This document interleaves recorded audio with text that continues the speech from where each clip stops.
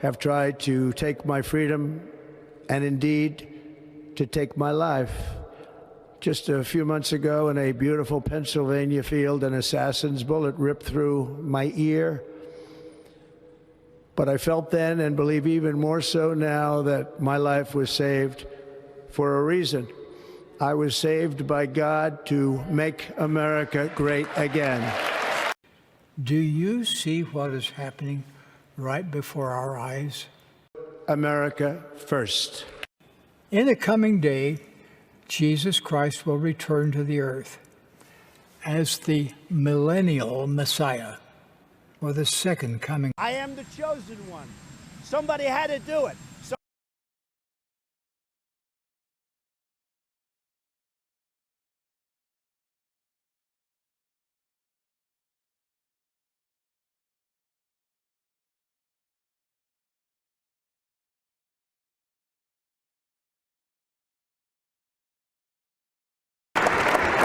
Ladies and gentlemen, please welcome Chief Justice Roberts to administer the presidential oath of office.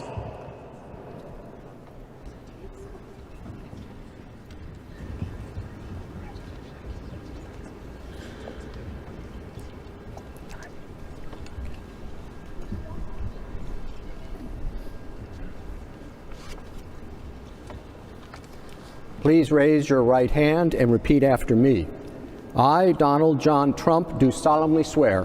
I, Donald John Trump, do solemnly swear that I will faithfully execute that I will faithfully execute the office of President of the United States the office of President of the United States and will, to the best of my ability,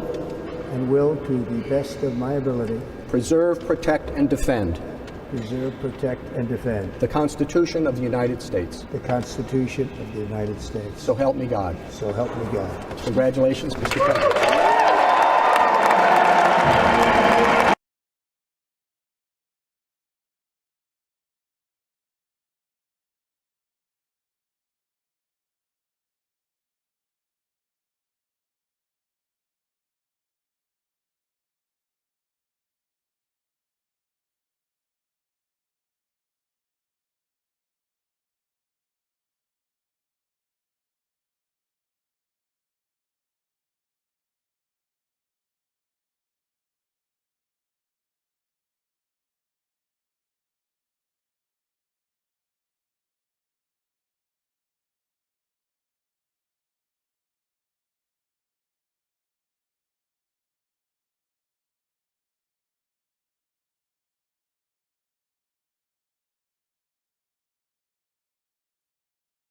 First, I will declare a national emergency at our southern border.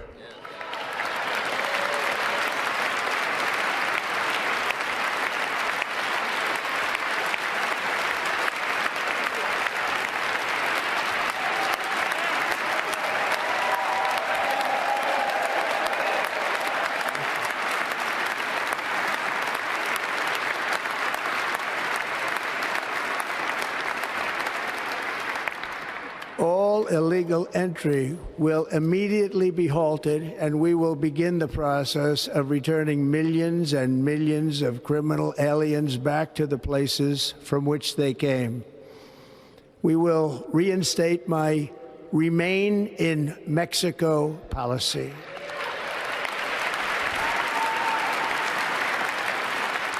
I will end the practice of catch and release.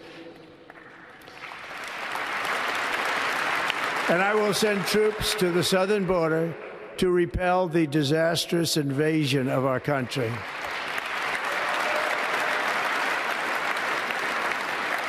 Under the orders I signed today, we will also be designating the cartels as foreign terrorist organizations.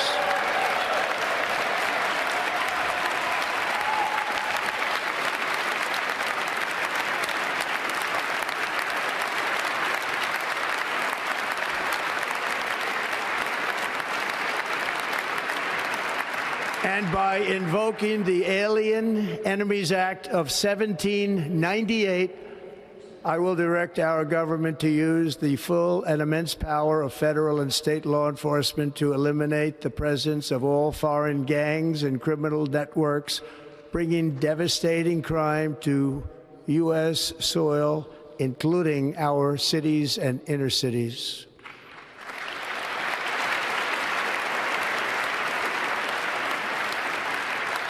As Commander-in-Chief, I have no higher responsibility than to defend our country from threats and invasions, and that is exactly what I am going to do. We will do it at a level that nobody's ever seen before, but provide sanctuary and protection for dangerous criminals, many from prisons and mental institutions that have illegally entered our country from all over the world.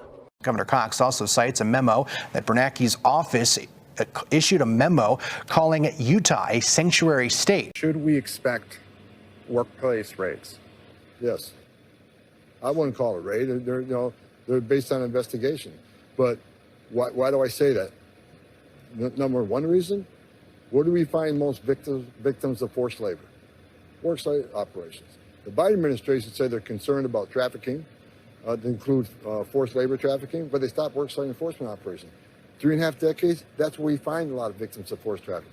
You can count on worksite enforcement coming back.